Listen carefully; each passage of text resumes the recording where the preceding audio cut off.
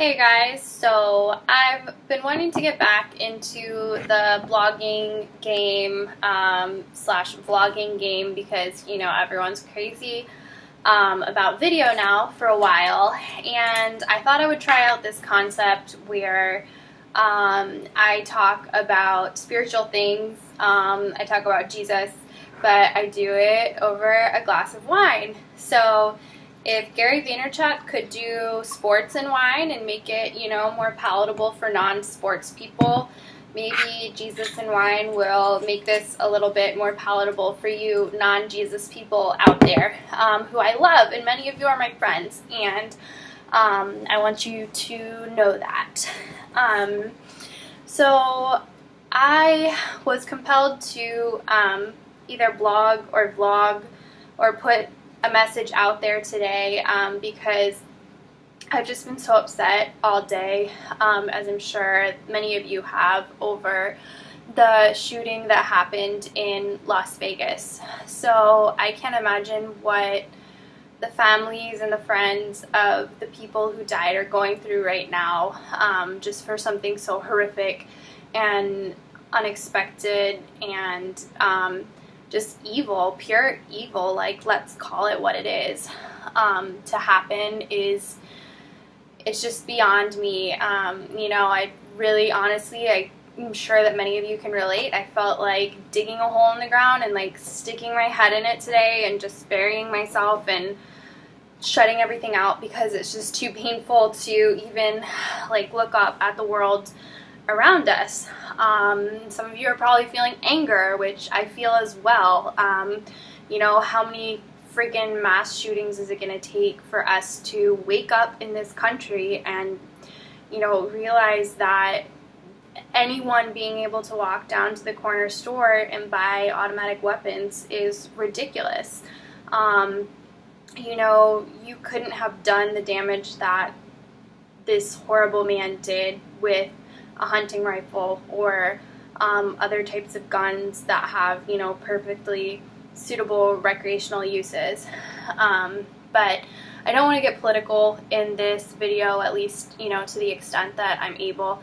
Also, I really apologize that I look really nasty right now. I just came from yoga and we did this weird like facial massage thing, and I kind of like massaged all the makeup off of my face.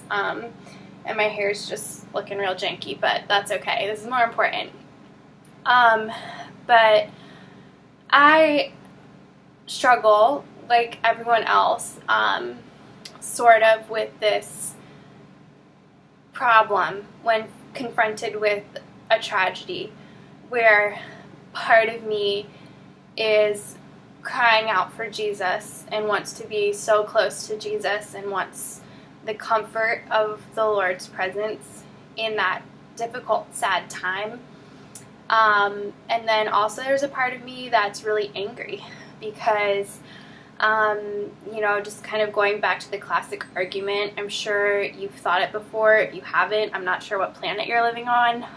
But if there is a God and He is good, then why does He allow these horrific things to happen in His world? And I get really angry, God, if you're all powerful, why didn't you stop this? God, if you are loving, why did you let this horrible thing happen? God, if we're your children, why are you letting, thousands and thousands of people go through this incredible heartache? What the hell? What the hell? Seriously. I need some wine after that. And a couple things in my walk have helped me grapple with this question, and I hope that it helps you as well. Number one is that first and foremost, in the middle of our tragedy, I think that Christians, you guys, me, we're often the worst people. We're the absolute worst. We're fucking horrible. Why? Because we go up to people and we say shit like, oh, everything happens for a reason and there's a greater good that's going to come out of this, or I'm praying for you, or, God's going to be with you in the middle of this. And those words can be so empty and so thoughtless to someone who's genuinely going through a dark night of the soul, who's going through something so heavy and so heartbreaking. And we say these little platitudes like bumper stickers, and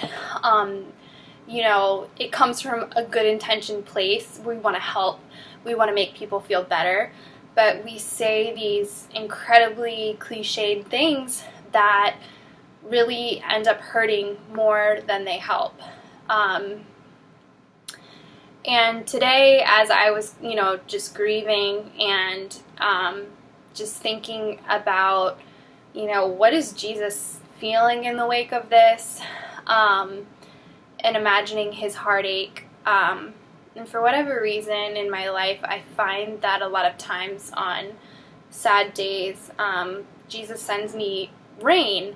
This is the part of the vlog where I start to sound like a legit crazy person.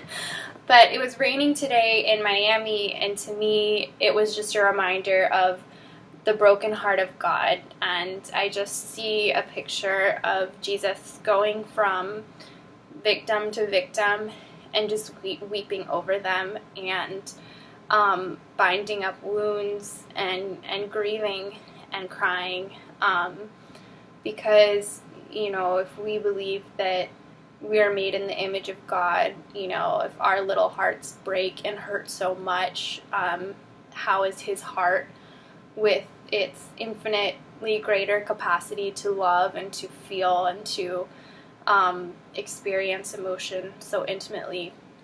And so, when Jesus came, he was called Emmanuel, and Emmanuel doesn't mean Christ is king. It doesn't mean Christ is the greatest. It doesn't mean that Christ saves, and he does all those things. But Emmanuel means God with us. And I know that in the dark days of my life, the things that have meant the most are simply the people who were with me in that, whether it was just letting me cry on their shoulder and feeding me pizza, or holding my hand, giving me a hug, just letting me know that they're there with me, and they're in this with me, and that in my heartache, I'm not alone, and that you're going to actually come into that broken place with me and be a part of my brokenness and go through that experience with me and share that load with me. And so I think firstly, if you're just feeling heartache and sadness and pain, or if you're someone who has recently lost someone, either in the Las Vegas shooting or, maybe to any number of different tragedies, that Jesus wants to enter into that with you. He's not over here saying, it's okay, everything happens for a reason, it's gonna work out, God bless you, peace, bye, I'll pray for you. That's not him. He's right there in the middle of that heartache with you. He's feeling it with you. We know, based on the kind of life he lived and the death that he died, that he suffered every heartache imaginable to mankind. And he has literally known the pain of a broken heart. So first of all, I believe that Jesus is truly with you, with us in our time of grieving. So that's kind of the emotional side of what I wanted to talk about. But then there's also the intellectual side. And I would argue the very fact that you feel so outraged by acts like this demonstrates that human beings have a soul. We have a substance inside of us that transcends the animals, that transcends other creatures. And trust me, I have the utmost respect for animals. I believe in evolution. That's a whole nother topic for another day. But I think the very fact that we feel such rage and such grief and anger and just we're so upset by this is proof that we live in a world of good and evil. I mean, you see it throughout human history, you see it in the books that we read, you see it in the TV shows that we watch, that there's sort of this epic battle going on, that we sense that there's something not right in the world, that things aren't as they should be. And I would argue that feeling that you have or that experience, lean into that. Why do you feel that way? How should things be? What is this universal, moral code that we should all hold ourselves to, and why? But then beyond that, okay, great, so, yes, God exists, but why does he let us live in this shithole that we call Earth? And I think, the Genesis account of creation, whether you're a crazy fool and you take that literally, I'm sorry. You're not really a crazy fool. It's okay if you do take that literally. I also personally believe that unicorns once maybe walked the earth, so. But that's besides the point. I digress. But in the Genesis account of creation, right, whether it's an allegory or an analogy or just a fable that got passed down about how the world came to be, we know that from the beginning of time, from the very crux of creation, humankind was given by God the most precious and most beautiful gift that any living being could give anyone, and that is free will. And God gave us free will because he loves us, and I would argue that true love cannot exist outside of free will. If I was forced to love my boyfriend, or forced to be in a relationship with him, it wouldn't really be love. But I love him because I have the freedom to do that and I choose him. It's why, parents often say, if you really love your kid, you'll set them free and you'll let them make their own choices. And God, as our good Father, has also given us that power. He's imbued us with this sliver of himself, and he's given us independence and he's given us choice, and that's one of the most breathtakingly beautiful things about being human, and it's also one of the most terrifying things about being human. There is literally nothing stopping me from getting up out of my seat right now and, taking some sort of violent action against myself, against another human being. I could go out into the street right now and drive my car into a bunch of school children if I wanted, and that's horrifying. It's absolutely horrifying. And I think that's why when as humans we choose good and we choose to do good, we are in awe of that when we see it in others, and I think that God is in awe of that and so proud when he sees that in us. So it's a really big question, right? And it leads to all sorts of other questions, like, okay, then how is heaven going to be different? Are we not going to have free will in heaven because supposedly that's where there's no more crying, there's no more tears, there's no more shame, but we're still going to be there and we create all these things through our really horrible choices? I'm not sure. I need more wine and more time to think about that one for sure. But I do believe that God is a good God because he has given us free will, and he will never force his will or his law on anyone. It's something that we get to choose willingly, and in that choice, just like a bride chooses a bride, or a groom chooses a bride, or a bride chooses a groom, or a groom chooses a groom on a wedding day and looks at them and says, "You're the one. You're the person. I'm going to commit my life to you."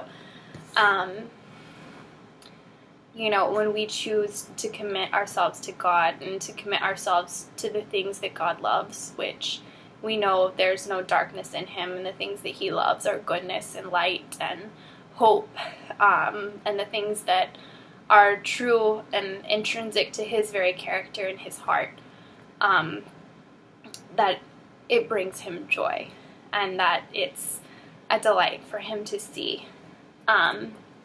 So that's kind of, where the depth of my understanding on this topic stops. But, a world without pain would have to be a world without human free will. And a world without human free will would essentially be a world without love. And so God thought, I would rather risk them hurting me, which is what we're really doing when we sin. We hurt each other and we hurt ourselves, but we also hurt the heart of God. But He decided in His divine wisdom, I'm going to grill Him about this one day, that He preferred that risk than not having us be able to love. So it's really painful, and it really sucks, and it makes me hope for heaven. It makes me even more convinced that my short time on this planet matters, whether it's 20 years or 50 years or 80 years in the grand scheme of millennia and eras and epochs. It's a blip on the screen. It's really small. And I certainly want that time to count.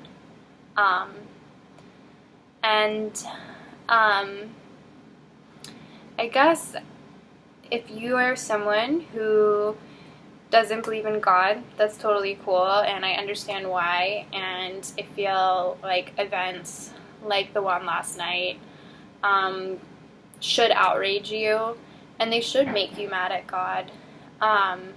And I would just encourage you to lean into that. I think anger and honesty go very much hand in hand, and it's not really until we get angry about things that we start to find answers and start to make progress. So if you're at the point where you're angry, channel that in the material world. Obviously, call your senators, write your senators, go to a protest. If anyone knows of any anti-gun marches, I'm there. I want to go to one so bad after this. It's just so sad. But lean into that anger. I had a friend once say that Jesus was her punching bag, and that stuck with me, and I just remembered it so vividly. And if He is who He says He is, which I invite you to test and find out, then He can handle your anger. He can handle your big questions. And you may not instantly get the answer that you're looking for, but I can guarantee you this, that He will be with you in the middle of that, and that, there's a psalm that says, the Lord draws near to the brokenhearted. So if you have a broken heart or you have an angry heart, I truly believe the Lord is near to you in that, and He is available to you in that. And I would encourage you to take your frustration and your anger out on Him. And when you do, it's not going to make anything better, but just like the only antidote to hate is love, the antidote to despair is hope, and hope is found in Him.